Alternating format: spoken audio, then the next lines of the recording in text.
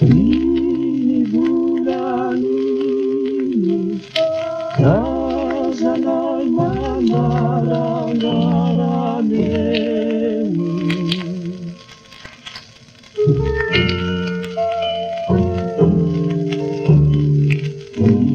Ikabarang betu-betuan tadi nasi tumani.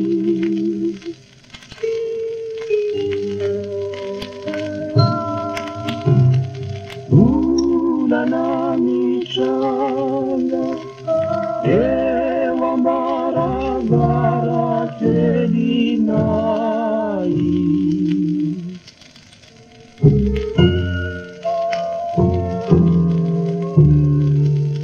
Itapana fifalinata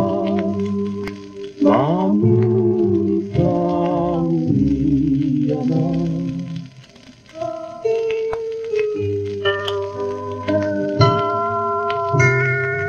Ini bulan ini kazanay manarang-aranewi.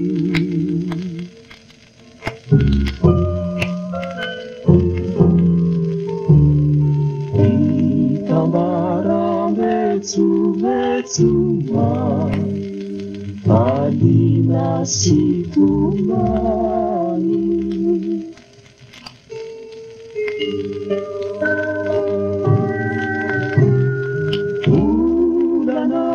Unanamichanga ewa maravara telinai.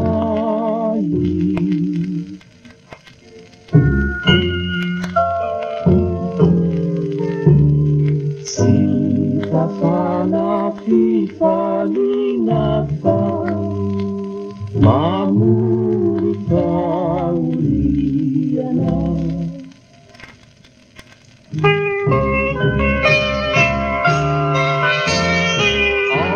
Aliwanya neta zaure yeti zaumaitanawe.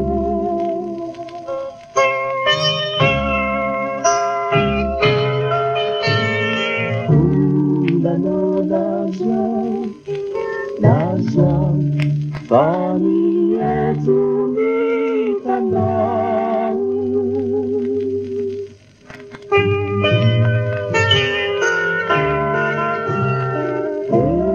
Efahapiza ilazini barabaranai.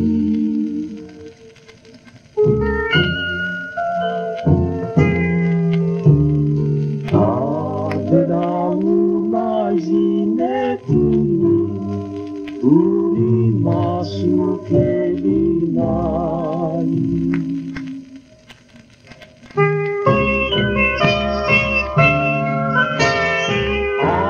Aliwanya neta zaure yeti zaumaitanawe.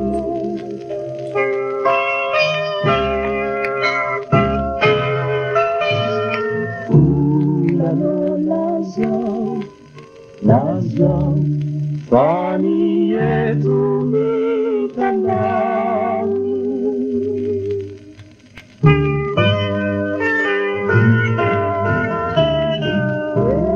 Efahapiza ilazini barabaranai.